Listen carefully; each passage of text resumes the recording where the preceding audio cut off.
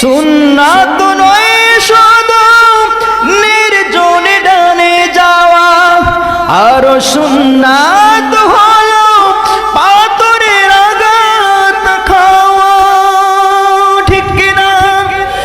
মুহাব্বতে তার সুদিনের সাথী তুমি, মুহাব্বতে তার সুদিনের সাথী তুমি, দুরুদিনেও তার পাশে থাকুনি।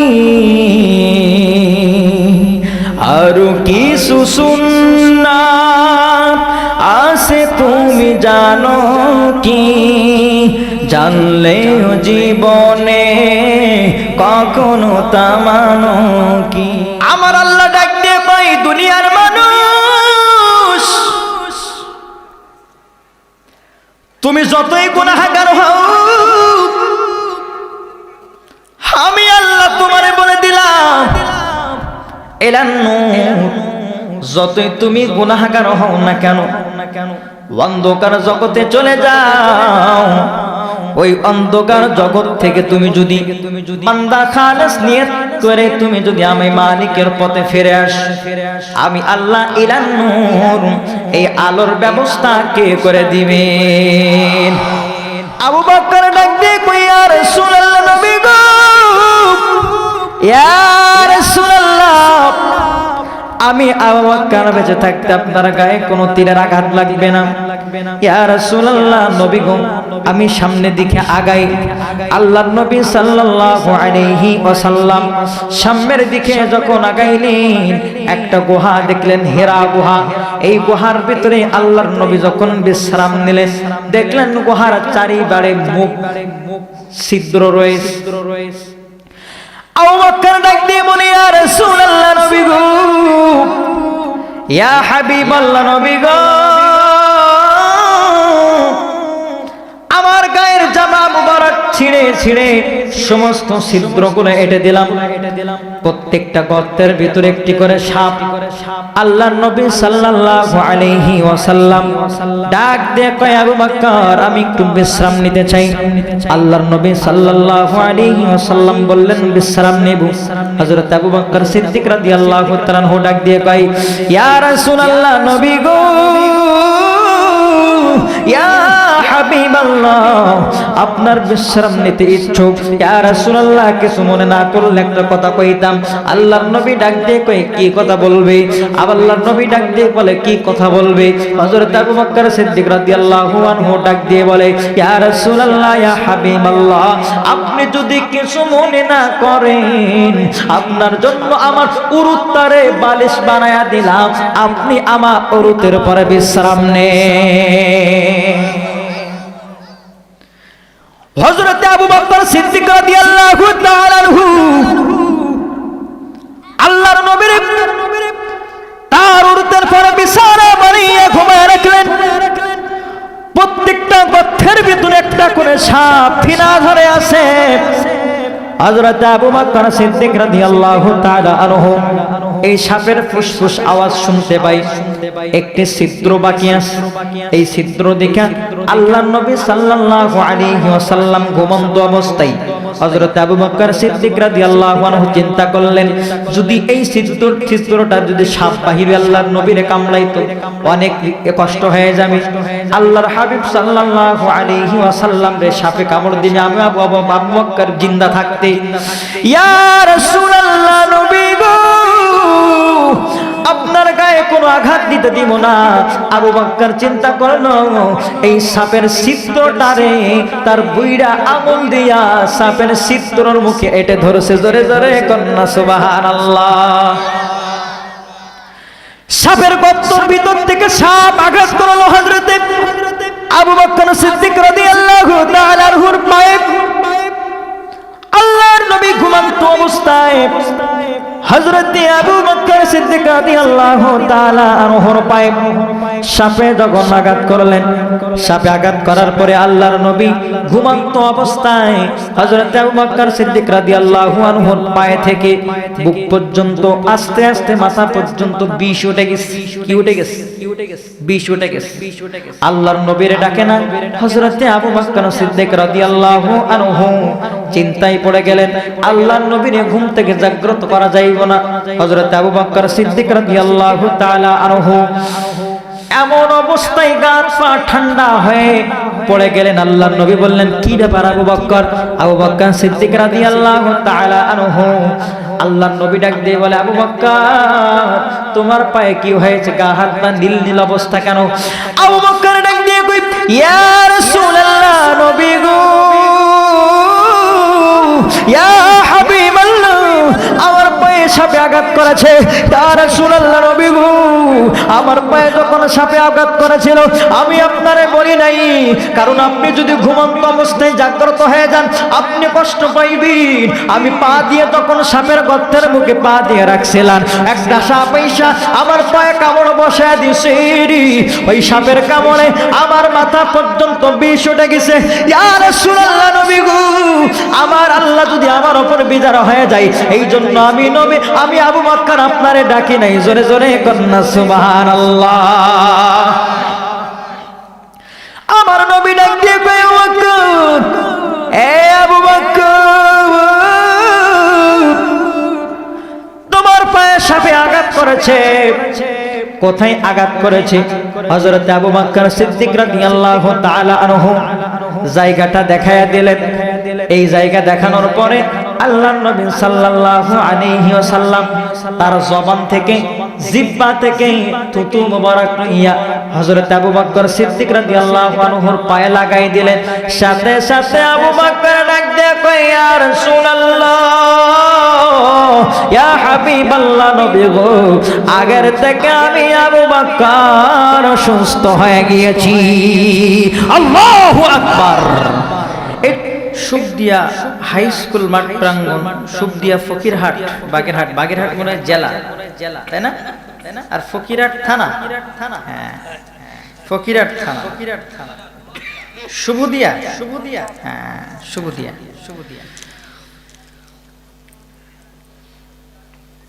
প্রধান এখানে আমার নাম দিচ্ছে প্রধান বক্তা। আসলে আমার আগে তো আপনারা হাজির, তাহলে আপনারাই তো প্রধান বক্তা, তাই না? ঠিক কিনা? আসলে আমার নাম দিছে কি? প্রধান অতিথি, অর্থাৎ প্রধান বক্তা।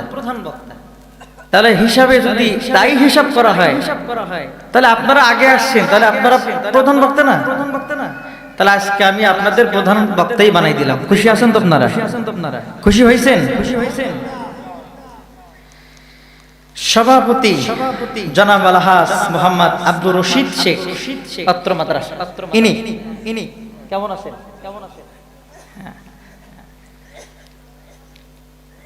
চাচার বয়স হয়ে গেছে, দাড়িওয়ালা দেখেন, সাদা ফকফকি করে, এখনো গায়ে পান্তা, এখনো গায়ে এখনো ভাব আছে না? ভাব আছে, হ্যাঁ অনেক কম। এখানে আমরা সকলেই হাজির হইতে পেরেছি। নিয়ে আসছেন কে? জোরে বলেন কে? মানুষ কম হইল, আওয়াজ আছে। শেষ পর্যন্ত আওয়াজ দিবেন ইনশাআল্লাহ। হ্যাঁ, তাহলে যদি সবই ইনশাআল্লাহ হয় তাহলে মুহাব্বত একটু আগে আসতে হবে। লোক কম থাক, আগে আসতে হবে। রাজি আছেন ইনশাআল্লাহ? এবার আওয়াজ আসতে গেল কে? হ্যাঁ, জায়গা গরম হয়ে গেছে। হ্যাঁ, এখন এই জন্য আমি জোর করবো না। যদি আগে আসতে চান আসতে পারেন, কারণ শয়তান ঢইকা আপনারা কাটি দিয়া বুকা বানাইয়া একেবারে নিয়ে যাবে।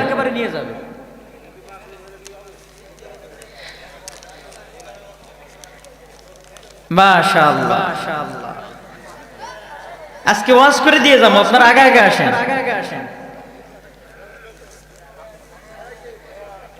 জমি চাষ করতে হইলে আগে কি করতে হয়? আমাদের গ্রাম্য ভাষা বলে আইল ছাড়তে হয়, তাই না? আপনাদের কি বলে?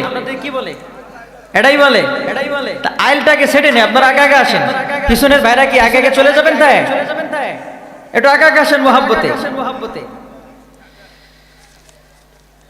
আমার পূর্বে যিনি আলোচনা করছেন জনাব হাফেজ হযরত মাওলানা নাজমুস সাকিব সাহেব ফরিদপুরি, অসাধারণ সুন্দর আলোচনা করছে। তো আলোচনা দিয়ে কোনো লাভ নাই যদি বিবেকটারে খাড়া না করা যায়। ইমাম জালালউদ্দিন সুয়ুতি রাহমাতুল্লাহ আলাইহি তিনার বিখ্যাত তাফসীরের কিতাবে তিনি বলেন যে কলব একটা গোশতের টুকরা আছে। এই গোশতের টুকরা যখন সজাগ সুস্থ থাকে ওই মানুষটা সুস্থ থাকে। এই গোশতের টুকরা কেমনে সুস্থ থাকে এটা জানার দরকার আছে না নাই? আছে। এই গোশতের টুকরাটা সুস্থ থাকে ঈমান ও আমল দিয়া। সুবহানাল্লাহ। এখন প্রশ্ন থাকতে পারে যে হুজুর অনেকেই দেখে আমরা নামাজ ইবাদত বন্দেগী করি, আবার বাইরে দেখেন আসতে পারে নাই, বিভিন্ন খারাপ কাজে আছে। আমাদের তো আল্লাহ নিয়ে আসছে, তাদের তো আল্লাহ নিয়ে গেছে। প্রশ্ন থাকতে পারে না? ফাইম্মা শাকিরা ওয়া ইম্মা কাফুরা। আল্লাহ পাক রব্বুল আলামিন মানুষ এবং জিন জাতিকে আলাদা স্পেশাল একটা শক্তি দিয়েছে, যেই শক্তি দিয়ে সে নিজের ইচ্ছা মতন চলতে করতে পারে। সুবহানাল্লাহ। এখন আমি এখানে আসছি এই ভালো নিয়ত, ইচ্ছা, এই নিয়ত করেছি, আসতে পেরেছি। আর সে খারাপ জায়গায় চলে গেছে, সে নিয়ত করে ওখানে চলে গিয়েছে। এই জন্য মানুষ এবং জিন জাতিকে ভালো মন্দ বাছাই করার সুযোগ করে দিয়েছেন কে? আর জোরে বলেন কে? হ্যাঁ, আল্লাহ সুযোগ করে দিয়েছে। তাহলে আপনি ইচ্ছা করেছি ভালো পথে এসেছি, সে ইচ্ছা করেছে খারাপ পথে চলে গিয়েছি, তাহলে তার ব্যক্তিগত ব্যাপার না? তাহলে সে ইবলিসের ফাঁদে ফা দিয়ে ধোঁকা দিয়ে সে বাইরে চলে গিয়েছে। ওটা দুঃখ করে কোনো লাভ নাই, হেদায়েত সকলের কপালে নসিব হয় না। ঠিক কিনা বলেন? তাই যদি হইতো দীর্ঘ 15 বছর হইতো। ঠিক কিনা কোন? রাত্র যেহেতু বেশি হয়ে গেছে, ডাইরেক্ট আলোচনায় ঢুকে যাবো ইনশাআল্লাহ। আমি যে কুরআনুল কারীম থেকে একটা আয়াত এখানে তেলাওয়াত করেছি, ওয়া ইলাহুকুম ইলাহু ওয়াহিদুন লা ইলাহা ইল্লা হুয়ার রাহমানুর রাহিম। কোরআন তেলাওয়াত খারাপ লাগে? আমি যখন কোরআন তেলাওয়াত করব ডাক দিবেন কারে? আল্লাহরে ডাক দিবেন আস্তে না জোরে। ওয়া ইলাহুকুম ইলাহু ওয়াহিদুন লা ইলাহা ইল্লা হুয়ার রাহমানুর রাহিম।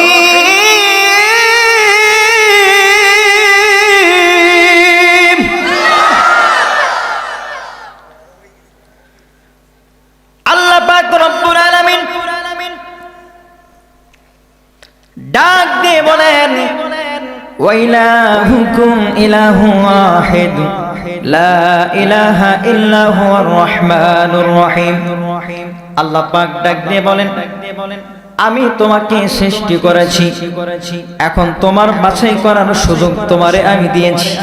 কেউ বেঈমান হয়ে গেছে, কেউ মুশরিক হয়ে গেছে, কেউ ইহুদি হয়ে গেছে, কেউ নাসারা হয়ে গেছে। আমি আল্লাহ কুরআনুল কারীমের ভিতরে ডাক দিয়ে বললাম ইয়া আইয়ুহাল্লাযীনা আমানু। আমি ঈমানদারের খাতিরে বলেছি আমানু, বান্দা বলে ডাক দেই নাই, ডাক দিয়েছেন ঈমানদার বলে। ইয়া আইয়ুহাল্লাযীনা আমানু, ঈমানদার বলে ডাক দিয়েছেন। এইবার আপনারা বলেন মুশরিক বেঈমান ইহুদি নাসারার দিকে ডাক দিবেন নাকি ঈমানদার হয়ে আল্লাহরে ডাক দিবে?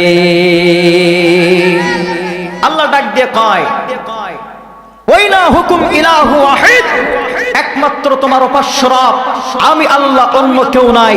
কারণ পুঙ্খানুপুঙ্খানু তোমার হিসাব দেওয়া লাগবে। আমি আল্লাহ তোমারে পাঠাইলাম, কারে তুমি রব মনে করো, কারে তুমি ক্ষমতাবান মনে করো।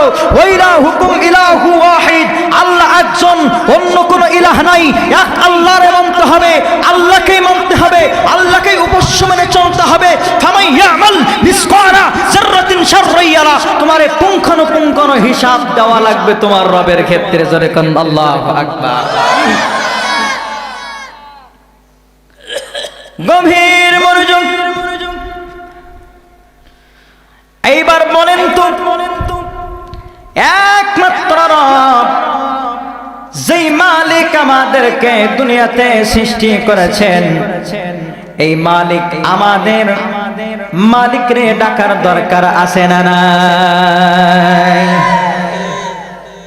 এইবার বলেন তো, যদি শুধু আল্লাহরে ডাকি, আল্লাহরে মানি, যদি রাসূলরে না মানি, তাহলে আমার ইমানদার হইলাম নাকি বেঈমান হইলাম?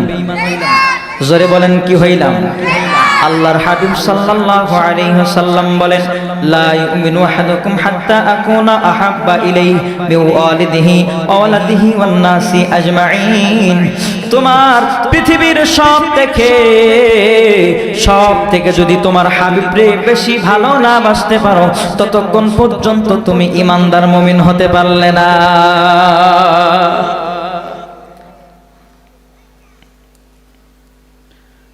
ওই নবীরে কি কষ্ট দেওয়া যাবনি? জোরে বলেন, যাবনি? আল্লাহর হাবিব সাল্লাল্লাহু আলাইহি ওয়াসাল্লাম তিনারে কষ্ট দিলে মুমিন হওয়া যাবনি? জোরে বলেন, যাবনি? ঈমানের পথে অবিচল থেকে আমার মরণ যেন হয়। ঈমানের পথে অবিচল থেকে আমার মরণ যেন হয়। তোমারই কাছে মিনতি আমার, তোমারই কাছে মিনতি আমার, মহামহিম দয়াময়। ঈমানের পথে অবিচল থেকে আমার মরণ যেন হয়।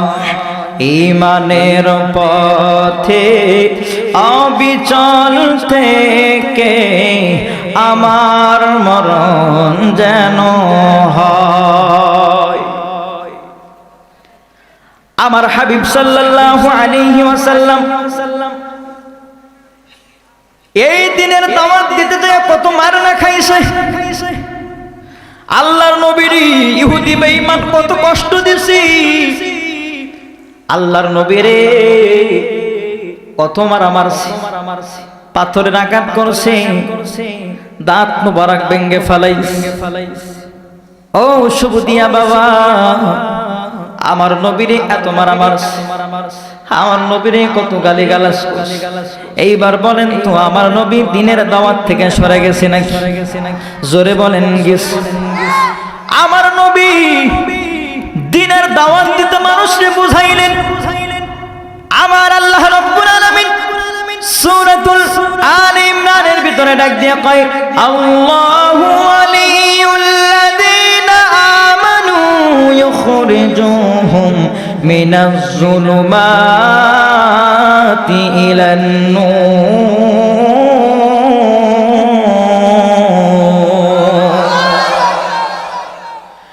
আমার আল্লাহ ডাক দিয়ে কয়, দুনিয়ার মানুষ, তুমি যতই গুনাহগার হও, আমি আল্লাহ তোমারে বলে দিলাম, ইলান নূর, যতই তুমি গুনাহগার হও না কেন, অন্ধকার জগতে চলে যাও। ওই অন্ধকার জগৎ থেকে তুমি যদি বান্দা খালেস নিয়ত করে তুমি যদি আমি মালিকের পথে ফিরে আসো, আমি আল্লাহ ইলান নূর, এই আলোর ব্যবস্থা কে করে দিবেন? আমার হাবিব সাল্লাল্লাহু আলাইহি ওয়াসাল্লাম এই দিনের দাওয়াত দেওয়ার জন্য বেঈমানের কাছে ছুটে ছুটে গিয়েছে। আমার নবী দিনের দাওয়াত দেওয়ার জন্য প্রত্যেক বেঈমানের কাছে, মুশরিকের কাছে ছুটে গিয়েছে। আমার আল্লাহ বললেন, হাবিব তুমি আমার বান্দা, আমার বান্দি জাহান্নামে যাইবে, এটা আমি চাই না। ও হাবিব, আমার বান্দা বান্দি জাহান্নামে যাই আমি আল্লাহ পছন্দ করি না। আমার বান্দা বান্দিকে তুমি কালেমার দাওয়াত দাও। আমার হাবিব সাল্লাল্লাহু আলাইহি ওয়াসাল্লাম কালেমার দাওয়াত দিতে লাগলেন। হঠাৎ করে হযরত আবু বকর সিদ্দিক রাদিয়াল্লাহু তাআলা আনহু আল্লাহর নবীর ডাক দিয়ে কয়, ইয়া রাসূলুল্লাহ, ইয়া হাবিবাল্লাহ, ইয়া হাবিবাল্লাহ, আমরা আর কতদিন লুকোচুরি করে দিনের দাওয়াত দিব? আমরা তো এইভাবে দিনের দাওয়াত দিতে চাই না, যেই দাওয়াত আমার আল্লাহ নিজেই বলছেন দিনের দাওয়াত দাও। এই দিনের দাওয়াত দেওয়ার জন্য যেহেতু আল্লাহই হুকুম করেছে, ইয়া রাসূলুল্লাহ, নবী গো, দিনের দাওয়াত দেওয়ার জন্য যদি আমার আল্লাহ বলে দেয় তাহলে আমাদের টেনশন কিসের? আমরা দিনের দাওয়াত দেব প্রকাশ্যে। জোরে জোরে কান আল্লাহু আকবার। আল্লাহর হাবিব সাল্লাল্লাহু আলাইহি ওয়াসাল্লাম ডাক দিয়ে বলে, আবু বকর, দিনের দাওয়াত তো আমরা দিব, ঠিক আছে, কিন্তু সিদ্ধান্ত তো আল্লাহ দিবি। দিনের দাওয়াত প্রকাশ্যে দিব নাকি গোপনে দিব? এ আবু বকর, দিনের দাওয়াত দেওয়ার জন্য তো লোক প্রয়োজন, কিন্তু আমরা মুসলমানের সংখ্যা মাত্র 40 জন। কয়জন? জোরে কোন, আরো জোরে। 40 জন। এ আবু বকর, 40 জন নিয়ে দিনের দাওয়াত কেমনে দিব? প্রকাশ্যে কেমনে বলবো? আবু বকর সিদ্দিক রাদিয়াল্লাহু তাআলা আনহু ডাক দিয়ে কয়, ইয়া রাসূলুল্লাহ, নবী গো, ইয়া রাসূলুল্লাহ, ইয়া হাবিবাল্লাহ, এই 40 জন নিয়ে দিনের দাওয়াত কেমনে দিব? আবু বকর সিদ্দিক রাদিয়াল্লাহু তাআলা আনহু দুই চোখ দিয়ে পানি বাহির হয়। ইয়া রাসূলুল্লাহ, নবী গো, এই 40 জন নিয়ে দিনের দাওয়াত কেমনে প্রকাশ্যে দাওয়াত দিব? আমারও তো ভয় লাগে। ইয়া রাসূলুল্লাহ, কিন্তু যেখানে সিদ্ধান্ত আল্লাহ দিয়েছে ওই জায়গায় ভয় করলে চলবে না। পাথরের আঘাত খাইলে হইল, ওই যদি বিদ্রোহ আশ্রয় হিন্দু খ্রিস্টান বৌদ্ধ ধর্মের জায়গায় যে দিনের দাওয়াত দিতে হয়, যদি বেঈমানের হাতে মার খেতে হয়, পাথরের আঘাত খেতে হয়, ইয়া রাসূলুল্লাহ, ইয়া হাবিবাল্লাহ, আমি আবু বকর প্রস্তুত আছি। জোরে জোরে কন্যা সুবহানাল্লাহ। হায় রে, আমার নবী ডাক দিয়ে কই, আবু বকর, ঠিক আছে, আমার আল্লাহ সিদ্ধান্ত দিবে। আবু বকর সিদ্দিক রাদিয়াল্লাহু তাআলা আনহু চিন্তায় পড়ে গেলেন। আল্লাহর নবী ডাক দিয়ে কয়, আবু বকর, ঠিক আছে, দাওয়াত দিমু, তাহলে আগামী শুক্রবার দিনের দাওয়াত দেওয়ার জন্য প্রকাশ্যে এলান হবে। আজ থেকে মক্কা নগরীতে দিনের দাওয়াত প্রকাশ্যে দেওয়া হবে। আবু বকর খুশি হইয়া বাড়িতে রওনা দিছি। আল্লাহর নবী ডাক দিয়ে কয়, আবু বকর, চিন্তার কোনো কারণ নাই, দিনের দাওয়াত দিব প্রকাশ্যে, ঠিক আছে, কিন্তু আগামী শুক্রবার সকল সাহাবায়ে কেরাম একত্রিত হয়ে দিনের জন্য লড়তেই হবে। এখন বলেন তো, এই জামানায় দিনের দাওয়াত দেওয়ার জন্য কারা কারা রাজি আছেন? দু হাত তুলে আল্লাহরে দেখায়া দেন। আমার হাবিব সাল্লাল্লাহু আলাইহি ওয়াসাল্লাম যেইভাবে দিনের দাওয়াত দিয়েছেন ওইভাবে দিনের দাওয়াত দিতে হবে। যদি কোনো নাস্তিক বেঈমান মুরতাদ যদি ইসলামের শত্রু হয়, ইসলামের পতাঘাত করতে চাই, এই বাংলার মুসলমান কোনদিন মেনে নিবে না। আল্লাহর রাসূলের আদর্শ করতেই হবে। এই সুবুদিয়াবাসী দুই হাত তুলে বলো ঠিক কিনা? আল্লাহর হাবিব সাল্লাল্লাহু আলাইহি ওয়াসাল্লাম দিনের দাওয়াত দিয়েছে। আগামী শুক্রবার দিনের দাওয়াত দেওয়া হবে। আল্লাহর হাবিব সাল্লাল্লাহু আলাইহি ওয়াসাল্লাম সকলকে হাজির হওয়ার জন্য বললেন। আগামী শুক্রবার যখন আসলো আবু বকর সিদ্দিক রাদিয়াল্লাহু তাআলা আনহু চিন্তায় পড়ে গেলেন। আমার নবীর ডাক দিয়ে আবু বকর, এ আবু বকর, আল্লাহর হাবিব ডাক দিয়ে বলে, আবু বকর সকল সাহাবী একত্রিত হয়ে যাও। সকল সাহাবী একত্রিত হয়ে গেছে। ওই যে আল্লাহর নবী সাল্লাল্লাহু আলাইহি ওয়াসাল্লাম বললেন আগামী শুক্রবার দিনের দাওয়াত প্রকাশ্যে এলান করা হবে। একজন বেঈমান ডাক দিয়ে কয়, ও নেতাজি মুহাম্মদ ডাক দিয়ে বলে আগামী শুক্রবার নাকি প্রকাশ্যে দিনের দাওয়াত দেবে, এলান করা হবে। এ আমার নেতা মুহাম্মদ সাল্লাল্লাহু আলাইহি ওয়াসাল্লাম দিনের দাওয়াতের কথা এখানে বলতে না পারে আমাদের কি ব্যবস্থা করা যায়?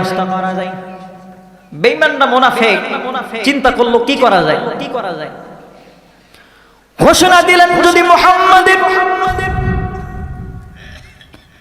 জীবিত হোক মৃত হোক তারে যদি হত্যা করে আমার কাছে নিয়ে আসতে পারো তাকে সোনা দ্বারা দেওয়া হবে, তাকে পুরস্কৃত করা হবে। নাউজুবিল্লাহ বলেন, আর যারা বলেন নাউজুবিল্লাহ। আল্লাহর নবী সাল্লাল্লাহু আলাইহি ওয়াসাল্লাম শুক্রবার সকল সাহাবায়ে কেরামদেরকে লইয়া যখন দিনের দাওয়াত দিবে, এমন সময় আল্লাহর নবী যখন বললেন এখন থেকে দিনের দাওয়াত প্রকাশ্যে দেওয়া হবে, এই বেঈমানগুলা হাতে করে পাথর লইয়া, ছোট ছোট পাথর লইয়া হাতে করে লইয়া চারিদিকে দাঁড়ায় আছে।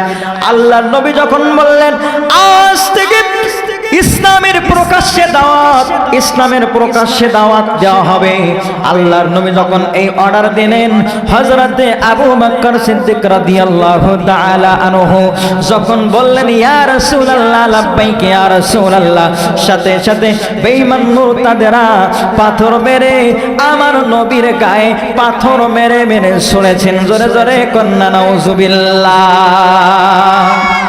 সুন্নাতুন দাওয়াতের মেহমান আর সুন্নাত হলো পাথরের আঘাত খাওয়া, ঠিক কিনা? সুন্নাত নয় শুধু নির্জনে ডানে যাওয়া, আর সুন্নাত হলো পাথরের আঘাত খাওয়া, ঠিক কিনা?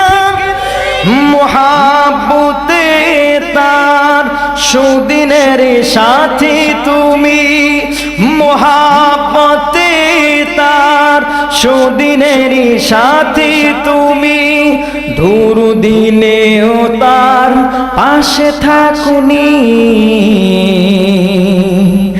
আরো কিছু সুন্নাত আছে তুমি জানো কি, জানলেও জীবনে কখনো তা মানো কি।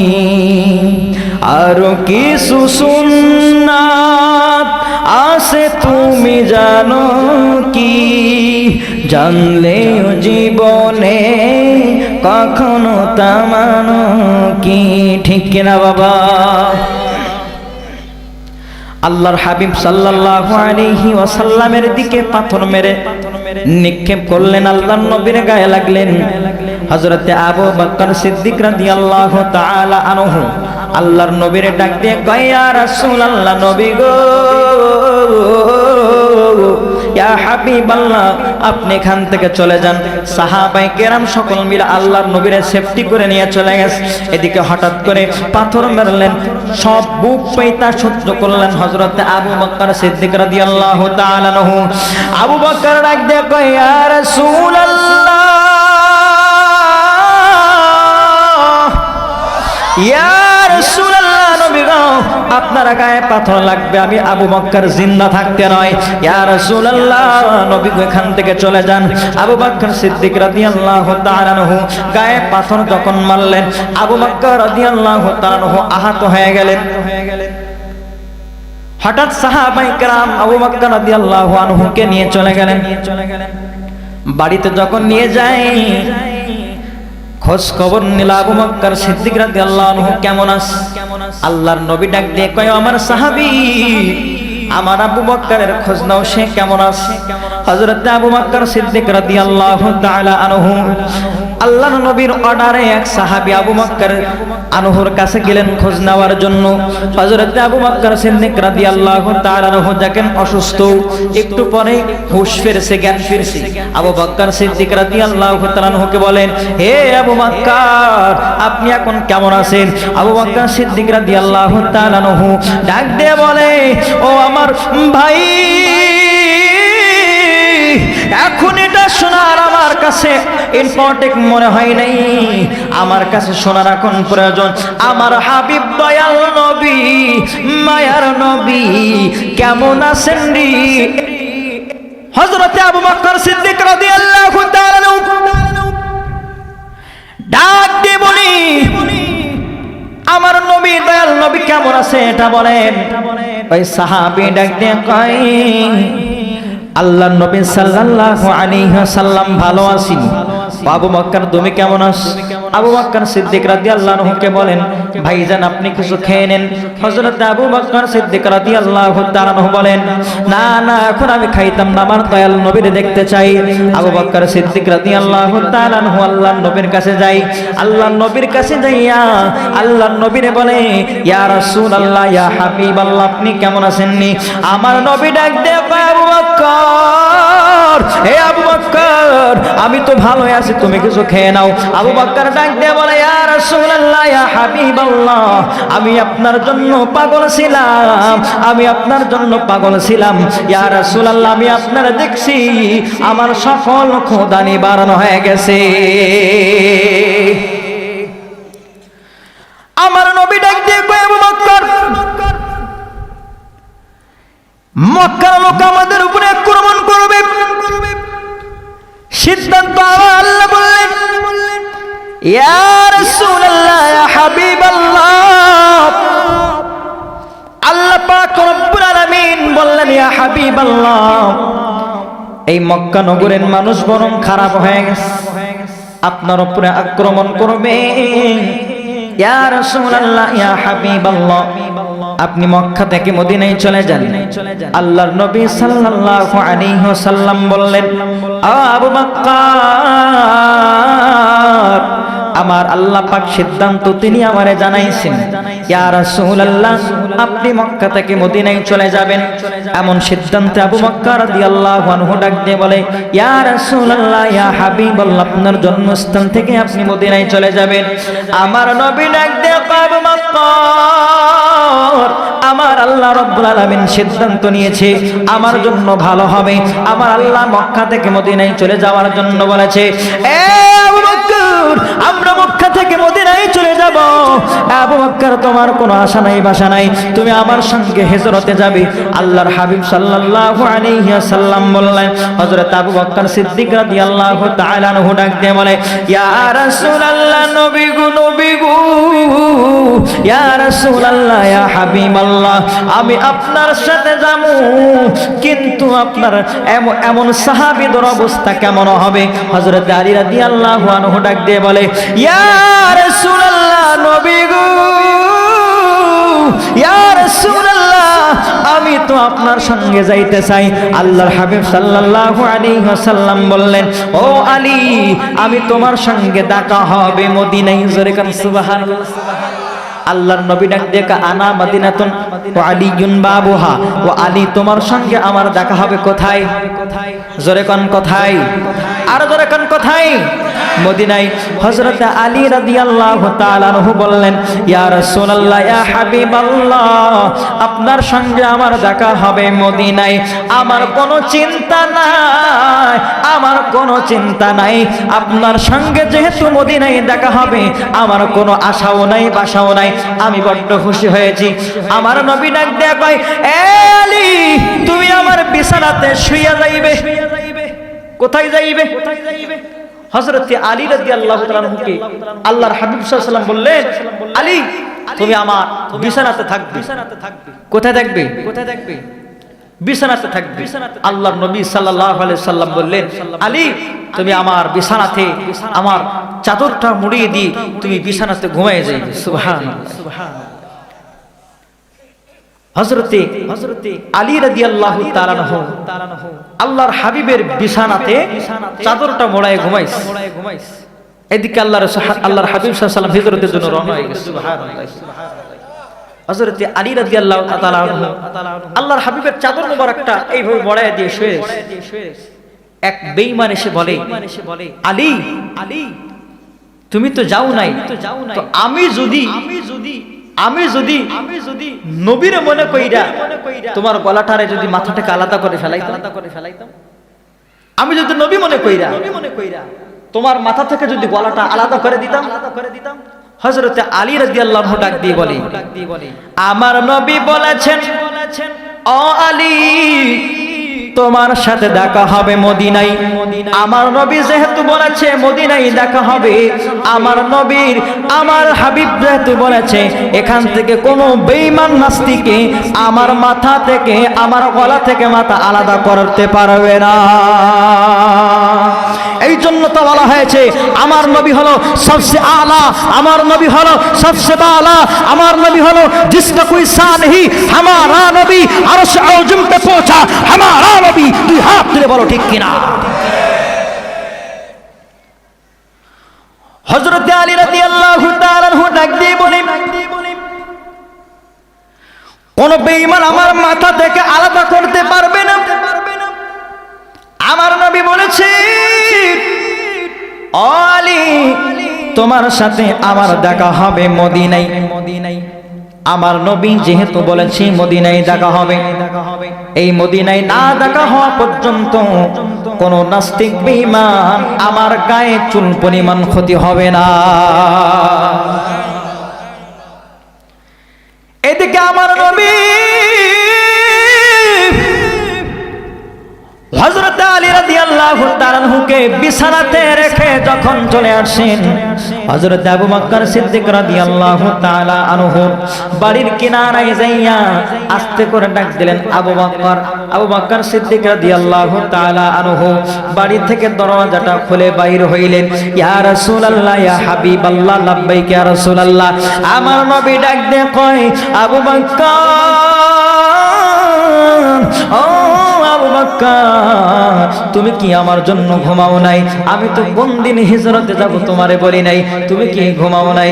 আল্লাহর নবী সাল্লাল্লাহু আলাইহি ওয়াসাল্লাম যখন বললেন আলী রাদিয়াল্লাহু আনহুকে বিছানায় রেখে আলেন, এদিকে হযরত আবু বকর সিদ্দিক রাদিয়াল্লাহু আনহু দরজা খুইলা ডাক দিয়ে কয়, ইয়া রাসূলুল্লাহ আপনি যেদিন আমাকে বলেছেন আলী, আবু বকর আমি তোমারে নিয়ে হিজরতে যাইব, আল্লাহর কসম ডাক দিয়ে কয়, ও আবু বকর আমি আবু বকর বলছি, ইয়া রাসূলুল্লাহ নবী গো আপনি যেদিন আমাকে বলেছেন আমি আবু বকর, আবু বকর আমি নবী বললাম এই মক্কাবাসী আমার আনন্দ থাকতে দিবে না, মক্কাবাসী আমার উপর আক্রমণ করবে, আবু বকর মদিনায় যাইতে হবে। ইয়া রাসূলুল্লাহ আল্লাহর কসম করে বলি আপনি যেদিন আমারে বলেছেন আবু বকর মক্কা থেকে মদিনায় চলে যেতে হবে, ওখান থেকে আজ পর্যন্ত আমি আবু বকর এক ফোঁটা চোখ পর্যন্ত আমার চোখের পলক ফেলে নাই। হযরত আবু বকর সিদ্দিক রাদিয়াল্লাহু তাআলা আনহু আল্লাহর নবীর ডাক দিয়ে কয়, ইয়া রাসূলুল্লাহ, ইয়া হাবিবাল্লাহ মদিনায় চলে যাইবেন, চলেননি? আল্লাহর নবী সাল্লাল্লাহু আলাইহি ওয়াসাল্লাম মদিনার দিকে রওনা। হঠাৎ করে যাইতে যাইতে হযরত আবু বকর সিদ্দিক রাদিয়াল্লাহু তাআলা আনহু ডাক দিয়ে কয়, ইয়া রাসূলুল্লাহ, ইয়া হাবিবাল্লাহ আমি আপনার আগে কোনোদিন চলি নাই, কিন্তু এখন চলমু। আমার নবী ডাক দিয়ে কয়, আবু বকর নবীদের সামনে যাওয়া তো বিয়াদবি, তুমি আমার সামনে যাইবা কারণ কি? হযরত আবু বকর সিদ্দিক রাদিয়াল্লাহু তাআলা আনহু ডাক দিয়ে বলে, ইয়া রাসূলুল্লাহ নবী গো আমি আপনার সামনে থেকে এখন থেকে উঠতে চাই, আমি আপনার সামনে উঠতে চাই। কেন জানেননি? এখানে অনেক বেঈমান ইহুদিদের বাড়ি আছে, এখানে যদি আমি ইয়া রাসূলুল্লাহ আমি যদি আগে না যাই, এই বেঈমানগুলা যদি তীরের আঘাত মারে, তীর দিয়ে যদি আঘাত করে আপনার গায়ে লাগতে পারে। আমি আবু বকর সিদ্দিক রাদিয়াল্লাহু তাআলা আনহু যদি বেঁচে থাকতে আপনার গায়ে তীরের আঘাত লাগে, আমার আল্লাহ যদি বেজার হয়ে যায়, ইয়া রাসূলুল্লাহ আমার সিদ্দিকগিরি আর থাকবে না। ইয়া রাসূলুল্লাহ আমার গায়ে যতগুলা তীর লাগবে আমি আবু বকর জীবন দিব, কিন্তু বাতিলের কাছে মাথা নত করব না, আপনার গায়ে চুল পরিমাণ আঘাত লাগতে দিব না। বলেন জন্ম আমার নবীর যুগে হলে কেমন হতো, জন্ম আমার নবীর যুগে হলে কেমন হতো, দুনয়নে রাসূল পাক দেখলে কেমন হতো, দুনয়নে রাসূল পাক দেখলে কেমন হতো, জন্ম আমার নবীর যুগে হলে কেমন হতো, জন্ম আমার নবীর যুগে হলে কেমন হতো। আবু বকর ডাক দিয়ে কয়, ইয়া রাসূলুল্লাহ, নবী গো, আমি আবু বকর জিন্দা থাকতে আপনার গায়ে যদি তীরের আঘাত লাগে, আমার আল্লাহ তোমার ছাড়বে না। ইয়া রাসূলুল্লাহ, নবী গো, আমার আল্লাহ তো আমারে কঠিন বিচার করবে। আবু বকর, তুমি কেমন, আমি তোমার শিক্ষা দিয়েছি। আমি যখন মিরাজে গিয়েছিলাম, আমি তোমার কণ্ঠ শুনেছি। সুবহানাল্লাহ। ও আবু বকর, আমার আল্লাহ তোমারে পছন্দ করেছে, আমি নবীর তো তোমারে ঘৃণা করতে পারি না। চলো চিটাগাঙ্গের ভাষায় একটা গজল বলে, বলবো নি? বিজ্ঞানীদের বিজ্ঞানী আঙ্গ নবীজি, বিজ্ঞানীদের বিজ্ঞানী আঙ্গ নবীজি। আপনারা পারবেন? পারবেন না? মোহাম্মতে পড়ে, বিজ্ঞানীদের বিজ্ঞানী আঙ্গ নবীজি, বিজ্ঞানীদের বিজ্ঞানী আঙ্গ নবীজি। আবু বকরের সবে কেটে ধ্বংস করিল, আঙ্গ নবীর থুতু লাইগা মালা হয়ে গেল। আবু বকরের সবে কেটে ধ্বংস করিল, আঙ্গ নবীর থুতু লাইগা ভালা হয়ে গেল। আর সেই যুগে কি উজা বাইদা দিন ছিল নি? সেই যুগে কি উজা বাইদা ছিল? যেটা বলেন ছিল। আরে সেই যুগে কি উজা বাইদা দিন ছিল নি? বিজ্ঞানীদের বিজ্ঞানী আঙ্গ নবীজি, বিজ্ঞানীদের বিজ্ঞানী আঙ্গ নবীজি। আর একটু বলবো, আরে বিজ্ঞানীরা রকেট চড়ে চাঁদের দেশে যাই, আঙ্গ নবী বিমান রকেট বিহীন মিরাজ শরীফ যাই। আল্লাহু আকবার। বিজ্ঞানীরা রকেট চড়ে চাঁদের দেশে যাই, আঙ্গ নবী রকেট বিহীন মিরাজ শরীফ যাই। আরে এমন নবী, নূরের নবী খুঁজে পাইবানি, হায় হায় এমন নবী, নূরের নবী খুঁজে পাইবানি। বিজ্ঞানীদের বিজ্ঞানী আঙ্গ নবীজি, বিজ্ঞানীদের বিজ্ঞানী আঙ্গ নবীজি। জোরে জোরে কন্যা আল্লাহু আকবার। এই নবীর ভালোবাসার দরকার আছে না নাই? আরো জোরে বলেন, আছে না নাই? ওই নবীরে ভালোবাসতে হইব, ওই হাবিব সাল্লাল্লাহু আলাইহি ওয়াসাল্লাম রে ভালোবাসতে হইব। আল্লাহর নবী সাল্লাল্লাহু আলাইহি ওয়াসাল্লাম যখন মিরাজে যায়, আল্লাহর নবী সাল্লাল্লাহু আলাইহি ওয়াসাল্লাম যাওয়ার পথে সিদরাতুল মুনতাহা এই পর্যন্ত যাওয়ার পরে হযরতে জিবরাইল আমিন ডাক দিয়ে বলে, ইয়া রাসূলুল্লাহ, ইয়া হাবিবাল্লাহ, এর উপর থেকে আর যাওয়ার আমার ক্ষমতা নাই, এই ক্ষমতা আমার আল্লাহ আমারে দেই নাই। এইবার বলেন তো, এই জিবরাইল আমিন আল্লাহর নবীর মসজিদুল হারাম থেকে মসজিদুল আকসা পর্যন্ত নিয়ে আসে, ওখান থেকে সিদরাতুল মুনতাহার পর্যন্ত নিয়ে গেছে। ওখান থেকে যদি এখন যদি আপনারা কেউ দাওয়াত করে, দাওয়াত কইরা মাঝ রাস্তায় ছেড়ে দিয়ে বলে, ভাই আমি আর যাইতাম না, যদি আপনারা কেউ দাওয়াত করে মাঝ রাস্তায় ছেড়ে দেয়, এখন যদি বলে আমি আর ওখান থেকে আমার যাওয়ার ক্ষমতা নাই, তাহলে আপনার জায়গা চিনবেন? জোরে বলেন চিনবেন? তো আল্লাহর নবীরে বললেন, ইয়া রাসূলুল্লাহ, ইয়া হাবিবাল্লাহ, এখান থেকে আমার যাওয়ার আর ক্ষমতা নেই, ক্ষমতা আমার আল্লাহ আমারে দেই নাই। ইয়া রাসূলুল্লাহ, নবী গো, এখান থেকে ক্ষমতা আমার আল্লাহ নিয়েছে। এখান থেকে যদি আমি যে আমি জ্বলে পড়ে সরকার হয়ে যাব, কিন্তু আমার নবী একবার বলে নাই হে জিবরাইল ভাই কেন যাইবেন না, কি কারণে যাইবেন না, গেলে অসুবিধা কি, কিচ্ছু বলে নাই। আমার নবী বরং ডাক দিয়ে কয়, ভাই জিবরাইল, এখান থেকে যাওয়ার কোনো দরকার নাই, কিন্তু আপনি বলেন তো আমি কি আপনার জন্য কিছু করতাম? নিজের জোরে কান সুবহানাল্লাহ। আমি কি আপনার জন্য কিছু করতাম? জিবরাইল আমিন ডাক দিয়ে বলে, ইয়া রাসূলুল্লাহ, নবী গো, ইয়া হাবিবাল্লাহ, আমার কিছু দরকার নাই, কিন্তু আপনার কাছে আমি ফরিয়াদ একবার বলি। ইয়া রাসূলুল্লাহ, নবী গো, এতগুলা নবীর কাছে গিয়েছি, কোন নবীর কাছে গিয়েছি 10 বার, 20 বার, 50 বার, 100 বার, কিন্তু কোন কোন কিতাবে আছে আমার নবীর কাছে জিবরাইল আমিন 22,000 বার আসে, আবার কোন কিতাবে আছে 24,000 বার আসে। আমার নবীর কাছে আল্লাহর হাবিবের কাছে জিবরাইল আমিন 24,000 বার আসে। আল্লাহর নবী ডাক দিয়ে কয়, ও ভাই জিবরাইল, কি সমস্যা বলো? জিবরাইল আমিন ডাক দিয়ে বলে, ইয়া রাসূলুল্লাহ, নবী গো, ইয়া রাসূলুল্লাহ, নবী গো, কোন নবীর কাছে গিয়েছি আমি এতবার, কিন্তু আপনার কাছে এসেছি 24,000 বার। ইয়া রাসূলুল্লাহ, নবী গো, ইয়া রাসূলুল্লাহ, কত নবীর কাছে গিয়েছি, কোন নবী দিনের দাওয়াত দিয়েছি পালিয়ে গিয়েছি, কোন নবী দিনের দাওয়াত ভালোভাবে দিতে পারে নাই, কিন্তু ইয়া রাসূলুল্লাহ, আপনি দিনের দাওয়াত দিয়েছেন, আপনাকে কত মায়ের খাইতে হয়েছে, আপনি কত উম্মতের জন্য ক্ষমা করেছেন, উম্মত আপনার গালি দিয়েছে, বেঈমান মুশরিক গালি দিয়েছে, তায়েফের ময়দানে তাগড়া তাগড়া যুবক পাথর মেরেছে। ইয়া রাসূলুল্লাহ, নবী গো, ইয়া রাসূলুল্লাহ, ইয়া নবী আল্লাহ, আপনি পাথরের আঘাত খেয়ে তাদের জন্য বদদোয়া করেন নাই। ইয়া রাসূলুল্লাহ, নবী গো, আপনি প্রতি বদদোয়া করেন নাই। এমন নবীর যদি আমি জিবরাইল ভালো না বাসতে পারি, আমার আল্লাহ তো আমার মাফ করবে না।